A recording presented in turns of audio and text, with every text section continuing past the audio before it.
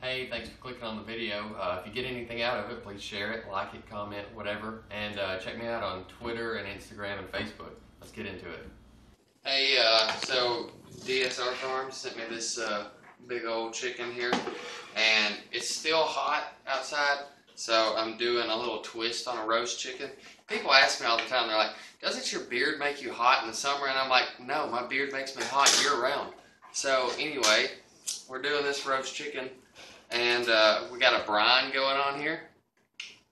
And what a brine is some sciencey stuff to get salt and moisture into the meat of the chicken so it doesn't dry out when you're cooking it. But I got about a half a gallon of apple juice. You can use water, but most brines usually ask you to put some sugar and stuff in there. And since apple juice is already sugary, you can kind of omit the sugar. And it's got a little acid in there too, and I feel like that kind of helps stuff as well. I'm just going to put maybe a half a teaspoon or so of minced garlic in there. And then for every gallon of liquid, you need to put a cup of salt. And since this is a half a gallon, I'm putting a half a cup of salt in there.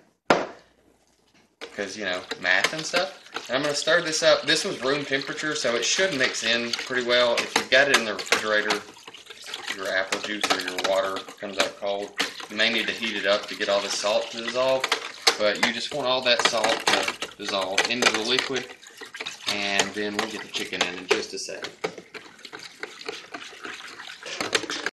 Another cup of apple juice in there, so because this was a huge bird and it was still like sticking out just a little bit. So got a little redneck and took some water bottles because they take up space in the liquid, which is called displacement for all you nerds out there. And put those in there and a little bitty apple juice thing, and it comes just over the top. So I'm going to call that good, stick it in the fridge, and then this needs to sit for at least 12 hours. Mine's probably going to sit for 36 because that's just when I'm going to have a chance to cook it. We'll come back in a little bit. I got this chicken this morning. I took it out of the brine and I rinsed it off really good so there's not any extra like saltiness on the outside, because there should be plenty in the meat.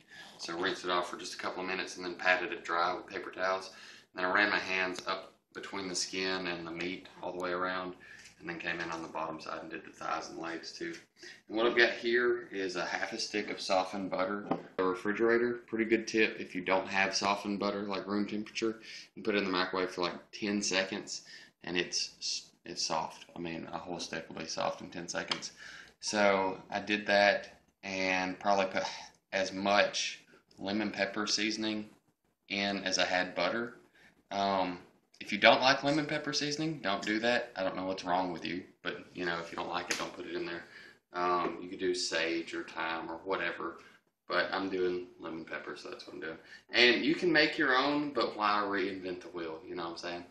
So anyway, what I'm going to do is take this butter and just go in between the skin and the meat and just rub this all over, and then we'll come back when I get done with this.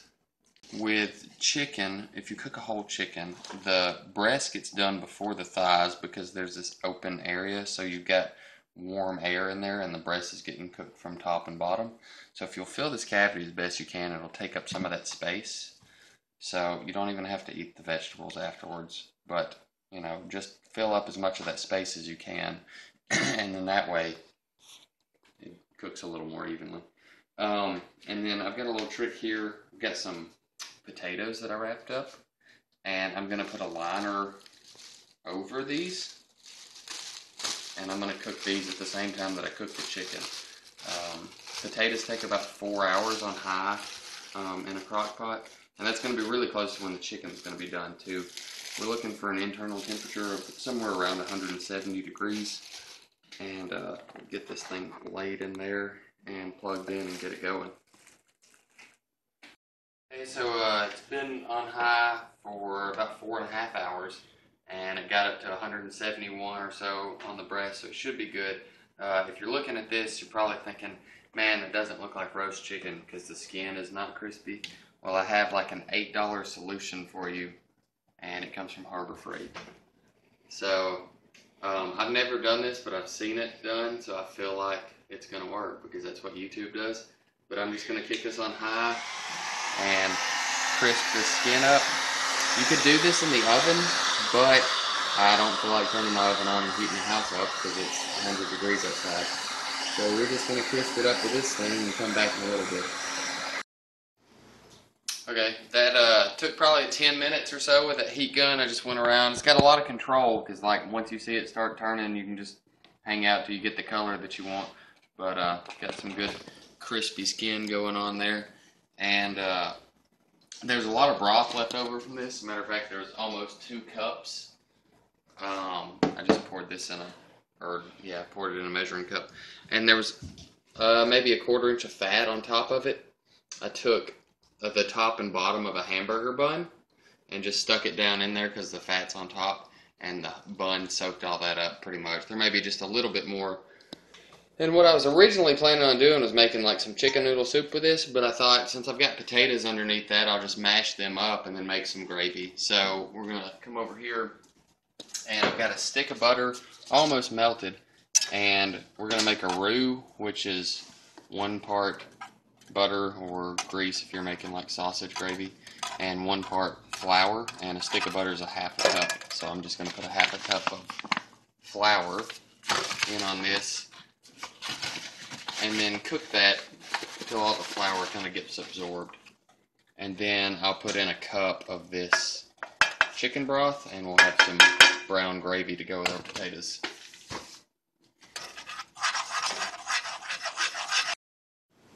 Okay, if you don't know how to make mashed potatoes, I'll put a link in the description down below on how I made those baked potatoes, mashed potatoes. But don't be afraid to go kind of bland on the potatoes because there's a lot of flavor in that chicken broth. So the gravy is a little salty, and it's got a little pepper in there too because of the lemon pepper. So I wound up using all 2 cups of the broth for that gravy to get it thinned down enough, but it's just personal preference. If you like it thinner, you're going to need more than you do if you like it thicker. You know how it is. Anyway, so if you've got leftovers, which you probably don't because it was delicious, but I made myself have leftovers, so I actually just saved both the breast just because they are prettier than the thighs when you cut them up, and you don't have to worry about a bone. But, you know, if you eat the breast one night and you want to use the thighs the next, it's fine. But I just took the skin off and cut it up. Got a couple of pieces of bacon, maybe 3, I think. A couple of teaspoons of that dill pickle relish, and then just the greens off the top of an onion. And then over here, I've got some mayonnaise, a little Dijon mustard, some more lemon pepper seasoning, garlic powder, and a little lemon juice. I'm just going to whisk that together and then throw everything in here. And we're going to make a little chicken salad. I got everything mixed up. You know, this is just how I did chicken salad. If you like nuts or fruit or whatever in your chicken salad, good for you. I don't like nuts, so I'm not putting them in my chicken salad. But, and I can't put the exact amounts down in the description because it depends on how much chicken you have, I guess. It's just kind of a feel for how much mayonnaise and stuff you want in your chicken salad. But toasted this up. Pretty excited about this little sandwich, actually. But, yeah, that's really all there is to it. Again, thanks to DSR Farms. That chicken turned out great in every aspect of it. You know, the gravy was great because the chicken was great. And I'm pretty sure the sandwich is going to be the same.